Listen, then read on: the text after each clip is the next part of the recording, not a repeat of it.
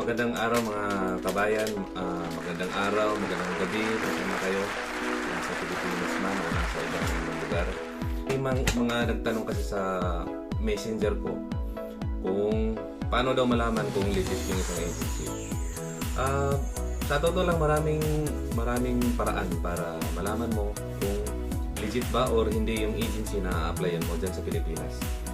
So, para sa akin mas maganda yung tested na agency. Kumbaga yung yung may mga kakilala ka nang andun na sa agency mismo, sila yung nagpalipad sa kanila papunta dito sa Europe or kung saang bansa man.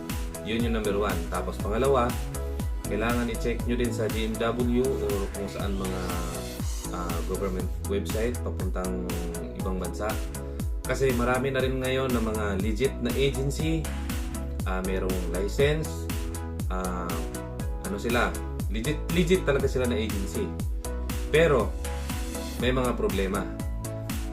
Tulad ng mga nangyari ngayon na mula doon sa Pilipinas, nag-apply bilang isang skilled, nag-apply po ng welder, driver, pipe fitter, pero pagdating dito sa Poland is naging factory worker lang talaga. At hindi po natupad yung pangako ng agency na maging welder o kung ano man. Kailangan po dapat doon pa lang sa Pilipinas meron na pong mag-i-interview sa inyo na employer mismo galing dito sa Europe o galing dito sa Poland. Para at least alam nyo na, hindi na kayo kakabahan na pagdating dito, meron talang tatanggap sa inyo na employer na yung in-applyan nyo talaga, yun talaga yung magiging trabaho mo pagpunta mo dito. Kasi marami kasi mga agency sa Pilipinas na nag-hire ng mga skilled, pero ang totoo niyan is pagdating dito is hindi naman skilled yung magiging trabaho nila. So mas maigi po, mas maganda po na dyan pa lang sa Pilipinas may mag-i-interview na sa inyo na employer. Para pagdating dito, hindi na po kayo mangamba na malalagay kayo sa ibang trabaho na malayo dun sa in-applyan nyo. Kasi alam nyo kung bakit pagdating kasi dito, hindi po pwede yung basta-basta ka lang lilipat na ito, gusto ko ganyan. Hindi po ganun kadali dito. Kung dyan ka pa sa Pilipinas, medyo madali lang isipin na pag ayaw mo sa isang trabaho, dire-diretso pwede ka nang lumipat ng ibang trabaho. Kaya sa mga nag-apply dyan sa Pilipinas, nag-a-apply, mag-abroad, gusto mag-abroad, gusto maging OFW, hindi po biro maging OFW, kaya mas maganda na kung dyan pa lang sa Pilipinas, dapat sigurado kayo sa mga desisyon. Sigurado yung ina-applyan nyo, sigurado yung gusto mong maging trabaho dito.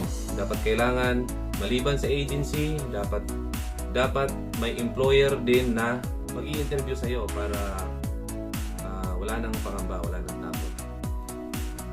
Kaya dun sa mga nagtanong kung paano malaman kung legit ba or hindi yung agency, unang-una po kailangan mas maganda yung meron na kayong kakilala mismo na nag-apply doon sa agency na yon, na siya mismo yung nagpalipad at natupad yung trabaho para at least wala nang problema. Kasi sa Pilipinas, marami po mga legit agency na makikita mo sa GMW, makikita mo sa list doon na legit sila, pero merong problema pa rin. Kadalasan po, maraming problema pa rin. Wala pong perfectong agency dyan sa Pilipinas. Hindi ko po nilalahat, pero kadalasan po. Kaya yun po yung magandang gawin, lalo na sa mga skilled. Kailangan dyan pa lang sa Pilipinas, maliban sa agency na mag-interview sa inyo, mas maganda din yung may employer mismo na mag-i-interview sa inyo.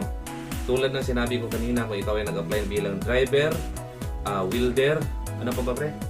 Pipe fitter, basta mga skilled. Kailangan hindi lang mismo yung agency yung mag-interview.